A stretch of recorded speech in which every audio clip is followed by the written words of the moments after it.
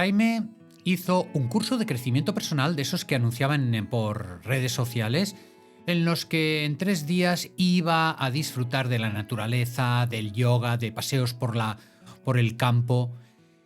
Lo necesitaba.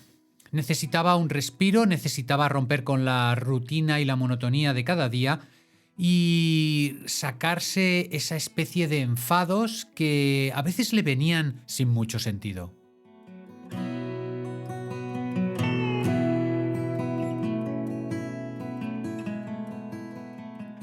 Al llegar del retiro parecía totalmente renovado y su mujer Marta lo agradeció. Por eso, cuando Jaime le dijo que iba a volver a asistir a las reuniones del grupo, en este caso en la propia ciudad, a Marta le pareció estupendo. Fueron pasando los días, los meses, y lo único que no le gustaba mucho a Marta es que Jaime no expresaba nada de lo que hacía en esas reuniones o en esas sesiones. No es que su marido fuera un príncipe de las palabras para explicar las cosas, pero siempre explicaba, decía, narraba, comentaba, y en este caso había más silencios que otra cosa.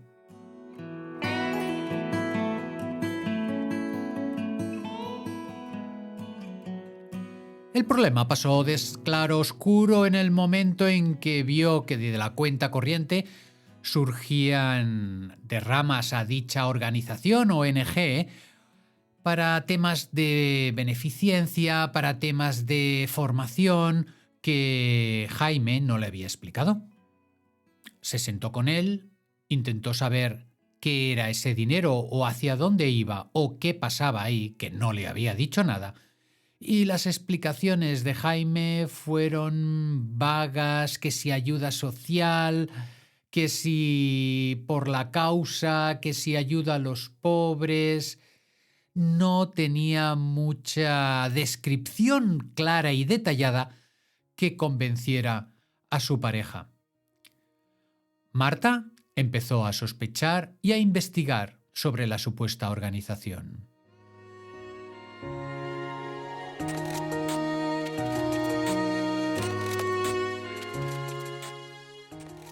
Y ahí descubrió testimonios de gente que había pasado sobre su estructura, muchas críticas respecto a una forma lenta pero contundente de captación, y así con esa palabra se definían muchos de los críticos, de los nuevos voluntarios para poder realizar toda una serie de acciones que giraban en torno a un líder o a un guía espiritual que era el que movía todo el sistema, toda la organización.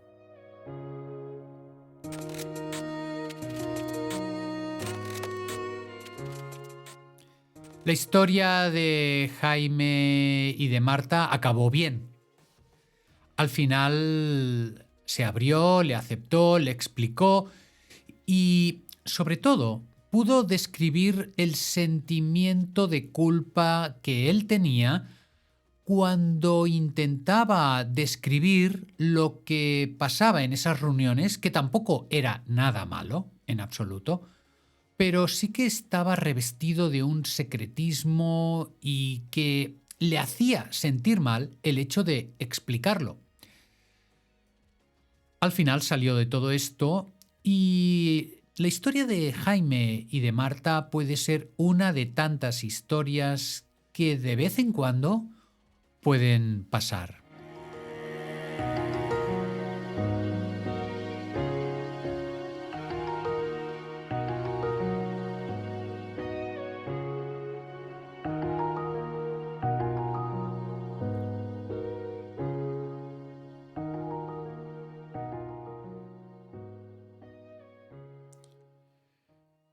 Entre un 1 y un 2% de personas en España están vinculadas o atrapadas a una secta, según los estudios que he podido ir consultando.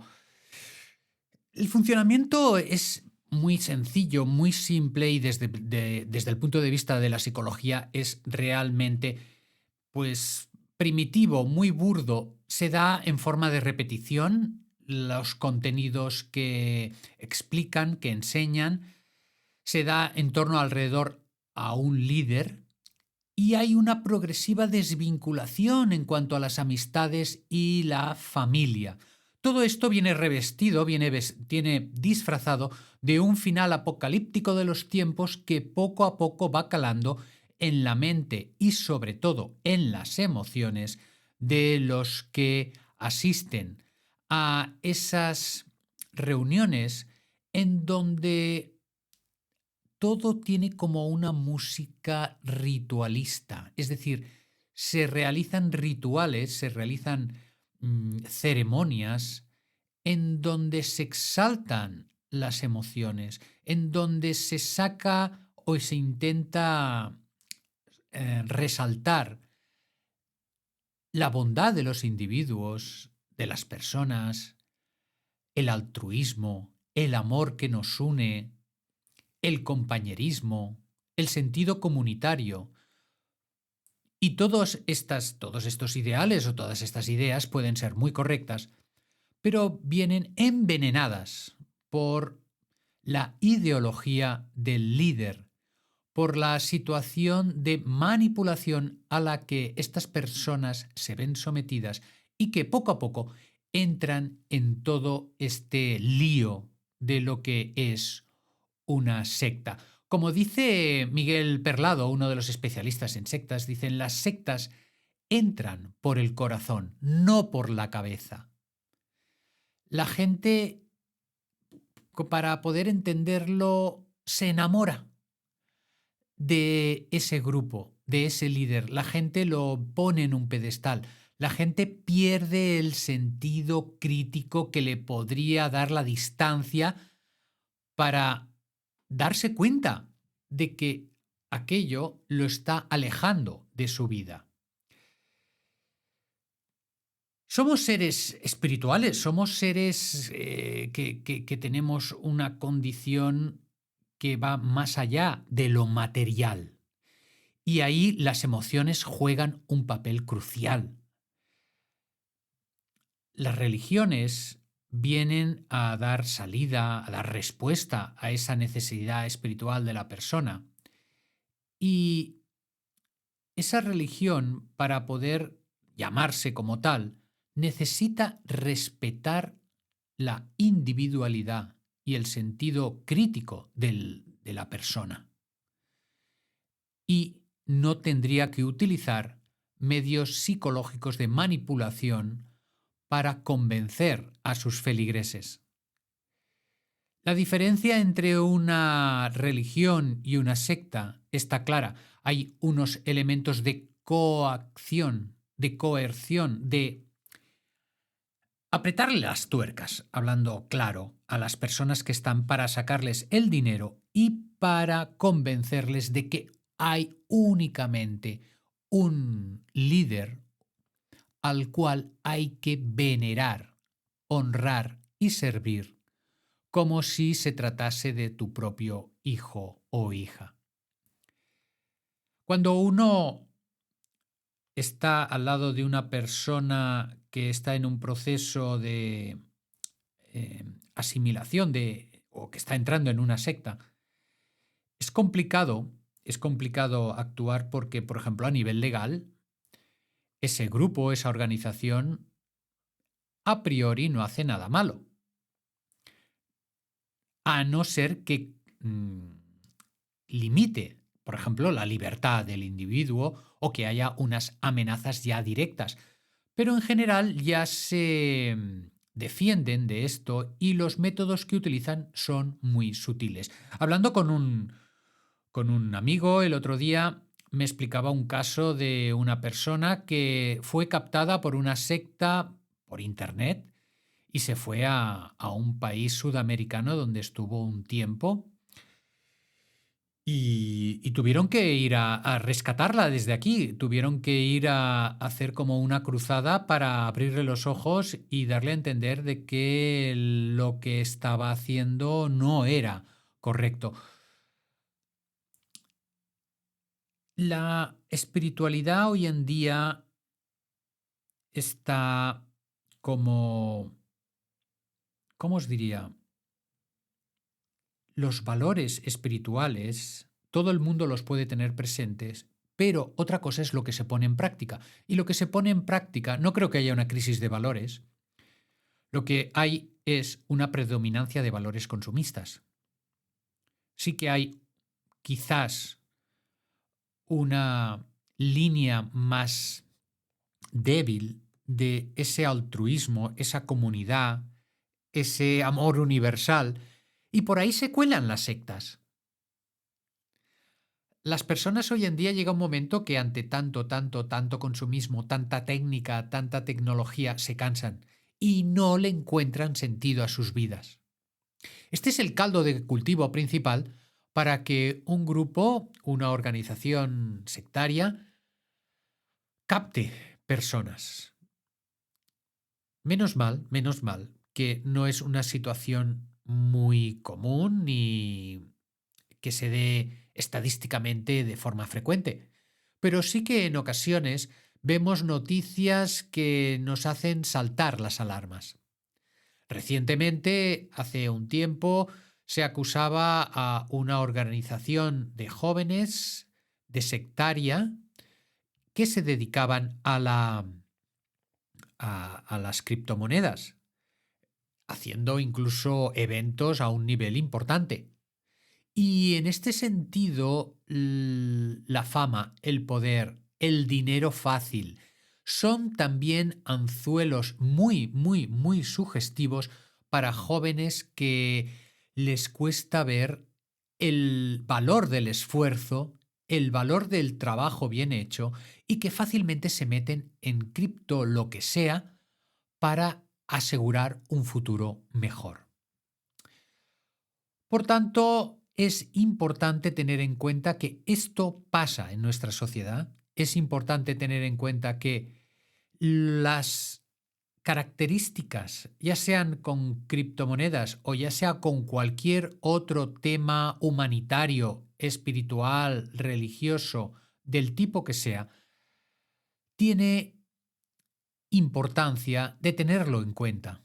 Es decir, hay unos elementos que creo que son importantes destacar.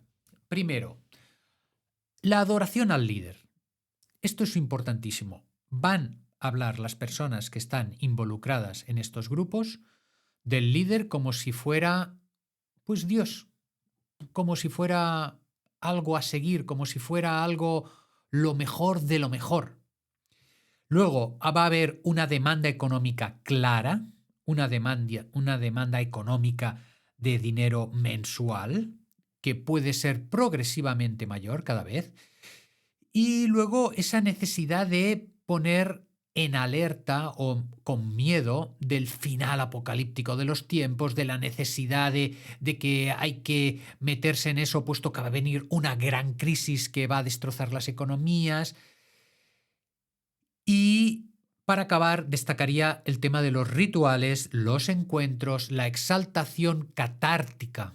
Cuando estamos hablando de emociones catárticas, estamos hablando de la floración, del resurgimiento dentro de la persona de unas emociones que a lo mejor tenía como guardadas, escondidas o reprimidas, y que surgen en el ritual colectivo en forma de catarsis o de transformación que hace que la persona, el sentido crítico, lo pierda totalmente.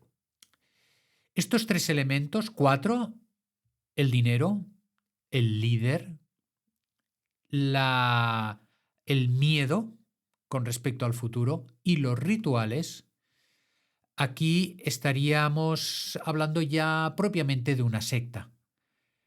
Si además añadimos esa desvinculación de amistades y de familia, pues amigos y amigas, nos tenemos que poner manos a la obra y una estrategia para poder rescatar a esta persona, si puede ser, del lío en donde se encuentra.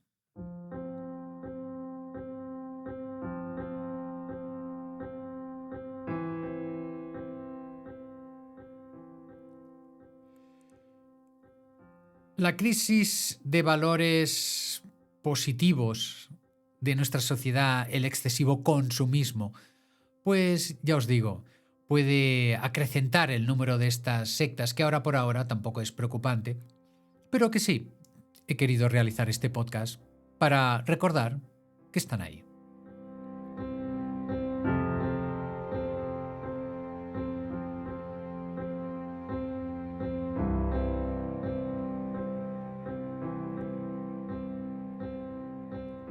Esperando que ninguno de vosotros, ni de vosotras, ni ninguno de vuestros amigos o familiares se meta en ninguno de estos líos. Vamos a hacer nuestras respiraciones habituales. Cómo no, inspiramos, retenemos, expulsamos,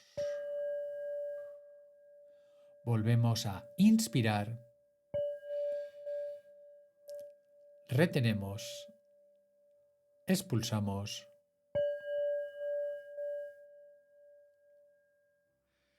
Queridas amigas, queridos amigos, nos vemos el próximo viernes en otro programa en donde tocaré un tema sobre psicología, educación, crecimiento personal.